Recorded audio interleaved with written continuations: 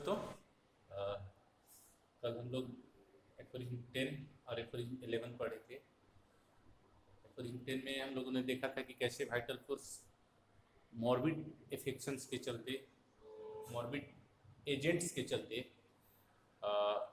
Abnormal sensation, abnormal function और proportionate manner में loss of power of self preservation produce करता है। ठीक है, जैसा इफेक्शन होगा, जैसा डायनेमिक एजेंट जिस तरह से जितना डीपली इफेक्टेड करेगा, उस लेवल का डैमेज होगा और उसी लेवल में ये loss of power of self preservation होगा। कभी कभी हम लोग ऑलरेडी एग्जाम्पल साइट किए थे, आप लोग फाइनल ईयर में पढ़ रहे हैं, रेपर्टरी भी पढ़ रहे हैं, तो आप लोग देखिएगा, जैसे केंट रेपर्टरी में जाइएगा तो mind cheerful, thinking of death of, thinking suicide of, कितना परवर्सन है, कितना मतलब डीप सीटेड डिजीज है। वाइटल फोर्स जहां पे आदमी को दुखी होना चाहिए, यार लाइफ खत्म हो रहा है, I am just going to destroy my identity, I am just going to destroy my self, and वहां पे उसको खुशी हो रहा है। This is extreme level of sickness. So ये चीज आपको समझना पड़ेगा कि वाइटल फोर्स जितना मॉर्बिडली डिअरेंज्ड होगा, उतना ही मॉर्बिड उसमें सिम्टम्स आएगा, उतना ही मॉर्बिड प्रेजेंटेशन आएगा। और वाइटल फोर्स हेल्दी होगा तो क्या करेगा, अपने हायर पर्पस ऑफ एग्जिस्टेंस के लिए वो वर्क करेगा। हम पढ़ रहे हैं, अगर हमारा वाइटल फोर्स हेल्दी है, हम हेल्दी हैं, इट मीन्स हम 100% फोकस्ड रहेंगे अपने क्लास में। हर एक टॉपिक को वर्ड बाय वर्ड समझेंगे, वर्ड बाय वर्ड एसिमुलेट करेंगे और उसको बेड साइड में वर्ड बाय वर्ड अप्लाई करेंगे। This is the result of healthy functioning of vital force. Okay, vital force healthy function करेगा तो हमको हमारे हायर पर्पस की तरफ लेके जाएगा। आज के क्लास में हमारा क्या लक्ष्य है, यहाँ पे हम लोग क्यों साथ में आए हुए हैं, इसलिए आए हैं कि आप लोग ऑर्गेनोन ऑफ मेडिसिन पढ़िए और बढ़िया से होम्योपैथ बनिए। This is your higher purpose of existence. मेरा हायर पर्पस ऑफ एग्जिस्टेंस क्या है कि मैं जितना भी अच्छा तरीका से ऑर्गेनोन पढ़ के, समझ के और आपको समझा सकूं। बट यहाँ पे अगर सीकनेस होगा तो क्या होगा, हमको अपने हायर पर्पस पे पहुंचने से रुकेगा। कैसे? आपको पढ़ाना है, हमको क्लास में आना है, क्लास में आने के पहले हमको पढ़ना चाहिए, रीड करना चाहिए, रीड करके उसको बढ़िया से प्लानिंग करके तो अब आपके सामने लेके आना चाहिए। बट जैसे मैं बुक लेके बैठूंगा, उस समय हमारे मन में डिस्ट्रैक्शन आएगा because of abnormal functioning of the vital force. और उस समय सोचेंगे, यार तो किताब को साइड में रखो, थोड़ा सा फेसबुक देख लेते हैं, थोड़ा सा व्हाट्सएप देख लेते हैं, थोड़ा सा यूट्यूब देख लेते हैं। और जब क्लास में आऊंगा तो मैं छत देखने लगूंगा या फिर कहानी सुनाने लगूंगा, फेसबुक का, व्हाट्सएप का।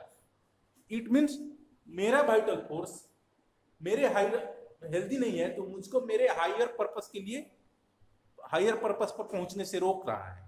सिमिलरली अगर वाइटल फोर्स हेल्दी है तो मैं बढ़िया से लेक्चर प्रिपेयर करके आऊंगा और आप लोगों को सुनाऊंगा, पढ़ाऊंगा।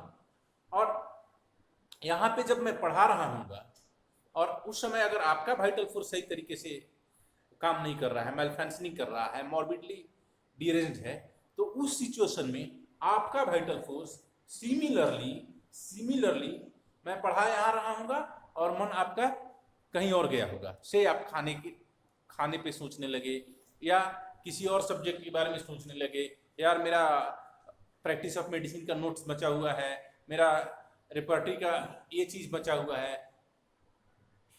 जबकि अगर हेल्दी है, अगर हेल्थ में है, तो हमारा वाइटल फोर्स फोकस्ड वे में हमको अपने टारगेट तक पहुंचने में हेल्प करता है। से मान लीजिए हम यहाँ से चल रहे हैं, ठीक है, और हमारे लाइफ का गोल है, हमको यहाँ तक पहुंचना है, डॉक्टर बनना है, ठीक है, ये मेरा हायर पर्पस ऑफ एग्जिस्टेंस है। जब वाइटल फोर्स हेल्दी रहेगा तो ये इसको शॉर्टेस्ट पाथ में लेके आएगा, आपके एनर्जी का मैक्सिमम यूटिलाइजेशन होगा। बट अगर ये सीख है तो हमने पढ़ना शुरू किया और उसके बाद सोचा कि चलो यार थोड़ा सा म्यूजिक सीख लेते हैं, हमको जाना है यहाँ, हम इधर चल दिए, इधर चल दिए, इधर चल दिए, इधर चल दिए, इधर चल दिए, इधर चल दिए। इट मीन्स ये जो हमारा नॉर्मल सेंसेशन, नॉर्मल फंक्शन और पावर ऑफ सेल्फ प्रिजर्वेशन के चलते हमको अपने हायर पर्पस तक खुद को ड्राइव करके पहुंचना था, ये इस पे एक एबनॉर्मल मॉर्बिफिक एजेंट काम कर रहा है और इसको नॉर्मली काम नहीं करने दे रहा है और ये हमको अपने पर्पस तक पहुंचने दे नहीं रहा है। जैसे हम पढ़ रहे हैं लेकिन हमारा ध्यान कहीं और जा रहा है।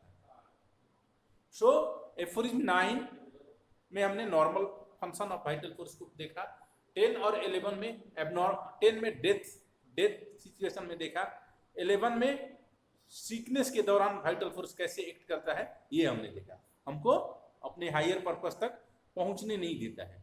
और ध्यान देने वाली बात है कि चूंकि वाइटल फोर्स एक डायनेमिक एंटिटी है, सो ये एक डायनेमिक एंटिटी से ही अफेक्टेड होगा और ये डायनेमिक है तो ये भी डायनेमिक होना चाहिए और इसको ठीक अगर करके फिर वापस लाइन पे ले आना है तो ये भी डायनेमिक होना चाहिए। ये एकदम ध्यान में रखना चाहिए। अगर हमको हिंदी समझना है तो हमको हिंदी के ग्रामर से हिंदी को समझना होगा, हिंदी के व्याकरण से हिंदी को समझना होगा। ऐसा नहीं होगा कि अरबी के व्याकरण से अगर आप हिंदी पढ़ना शुरू कीजिएगा तो क्या होगा, अर्थ का अनर्थ निकलेगा। सो सेम प्लेन में ये सारी चीजें होनी चाहिए, सारी चीजें डायनेमिक होनी चाहिए। ठीक है, मटेरियलिस्टिक चीज डायनेमिक चीज को इफेक्ट नहीं कर सकता है। आप लीटर में किलोमीटर नहीं जोड़ सकते हैं, जोड़ सकते हैं? Litre is unit of volume and kilometre is unit of length. Kilogram में कैंडेला नहीं जोड़ सकते हैं, क्यों? कैंडेला जो है लाइट की इंटेंसिटी का यूनिट है और ये किलोग्राम जो है मास का यूनिट है। सो जोड़ घटाव गुणा भाग जितने भी इंटरेक्शन होते हैं वो सिमिलर प्लेन में होते हैं, सिमिलर एंटिटीज के बीच में होते हैं। ठीक है, सो ये ध्यान में रखना होगा। ये वाइटल फोर्स चूंकि डायनेमिक है, सो ये डायनेमिक मॉर्बिफिक एजेंट से अफेक्टेड होगा और ये डायनेमिक मेडिसिन से ही ठीक अपने जगह पे आएगा, ये डायनेमिक मेडिसिन से ही अपने जगह पे आएगा। ठीक है, क्लियर? ये हुआ हम लोगों का एफोरिज्म 11 के बारे में।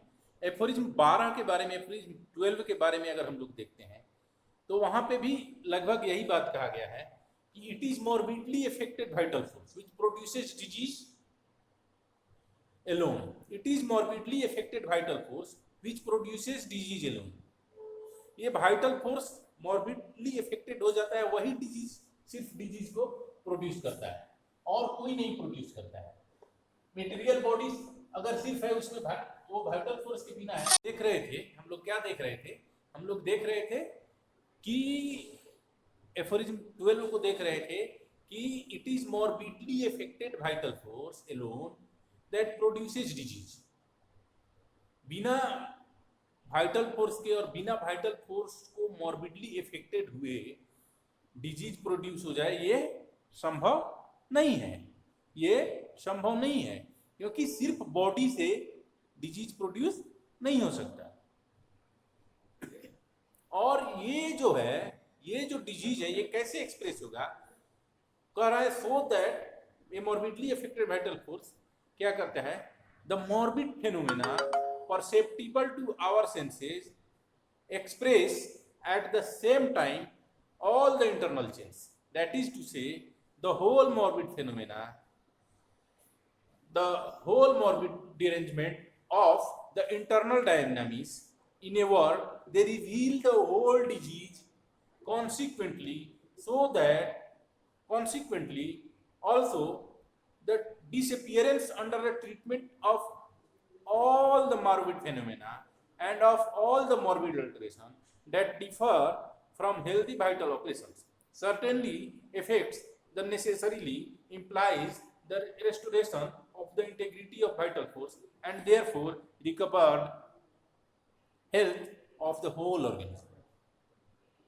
Obviously हम लोगों ने जो एग्जांपल जस्ट दिया था कि वाइटल फोर्स जो है ये डायनेमिक एंटिटी है तो ये डायनेमिक मॉर्बिफिक एजेंट से ही अफेक्टेड होगा, और ये ठीक भी होगा अगर तो डायनेमिक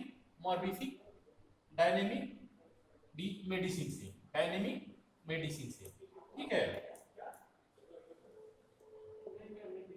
सो ये होगा हम लोगों का एफोरिज्म 12। एफोरिज्म 12 में यही चीज है, obviously vital force dynamically affected होता है, डायनेमिकली इसको प्रॉब्लम होता है, और ये डायनेमिकली ही ठीक हो सकता है। This is all about aphorism 12। The next aphorism, before going to the next aphorism, if we go to the 6th edition, then in 6th edition the same thing is written, but only difference is vital force becomes vital principle. Okay,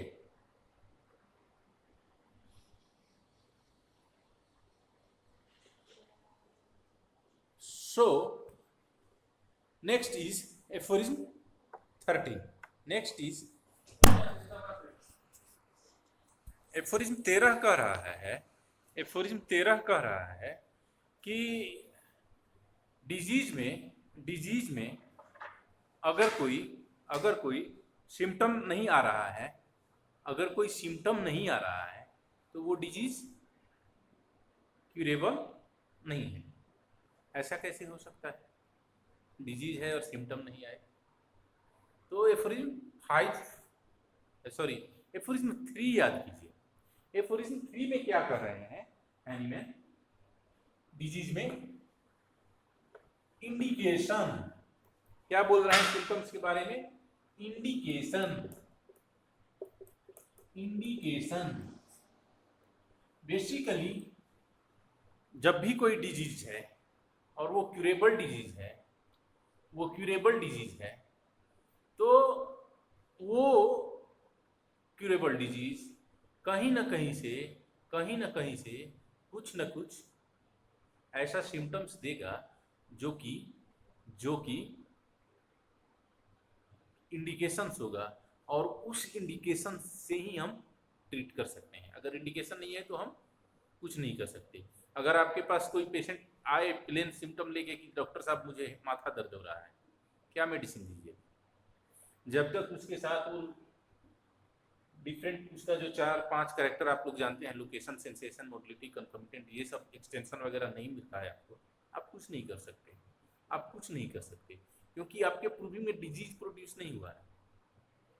आप medicine indications के basis पे देते हैं। Indications का मतलब individualising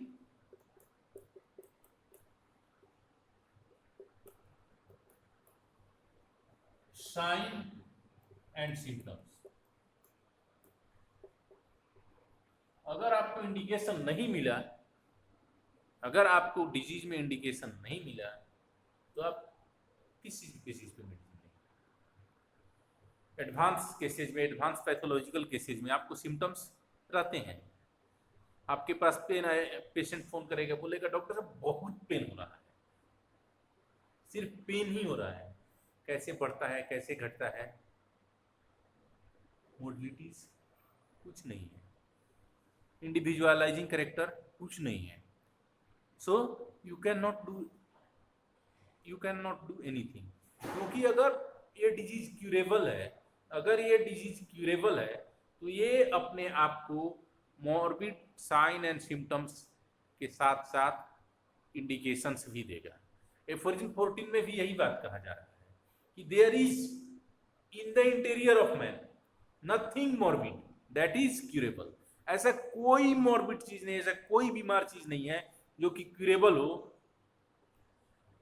nothing morbid that is curable, and no invisible morbid alteration that is curable, which does not make itself known to accurately observing physician by means of morbid sign and symptoms, and arrangement in perfect conformity with the infinite goodness of the all-wise preserver of human life, the all-wise preserver of human life.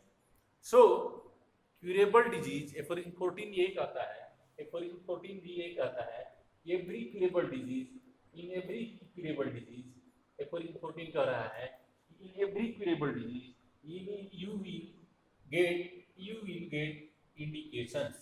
अगर आपको indications नहीं मिल रहा है तो मान के चलिए कि ये डिजीज क्यूरेबल नहीं है, क्योंकि सिर्फ सिम्टम्स से आप इलाज नहीं कर सकते। आपको सिम्टम्स ऐसी मिलनी चाहिए, सिम्टम्स ऐसी होनी चाहिए जिसमें कि क्वालिफिकेशन हो, जो कि क्वालिफाइड हो। क्वालिफाइड सिम्टम का मतलब, आप लोग बीटीपी भी पढ़े हुए हैं, आप लोगों को पता है।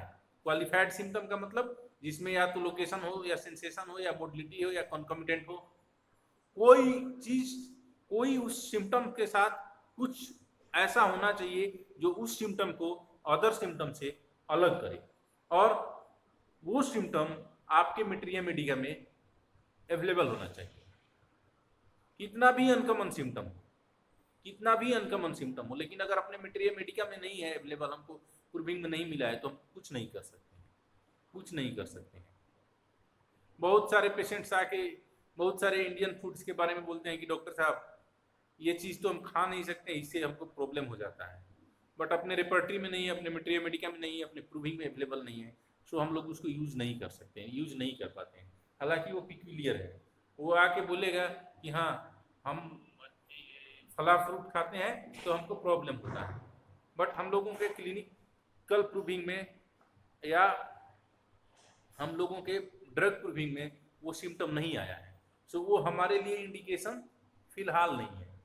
सो एफोरिज्म 14 कहता है कि every curable disease express itself by indications. I think कि आप लोगों को एफोरिज्म 12, 13 एंड 14 में कोई प्रॉब्लम नहीं है। अगर कोई प्रॉब्लम होता है, just keep in touch with me, I will try to solve your problems, and just read the book thoroughly. Book को बढ़िया से पढ़िए, वर्ड बाय वर्ड पढ़िए, चबा चबा के पढ़िए, समझ समझ के पढ़िए, क्योंकि आप लोग फाइनल ईयर में हैं और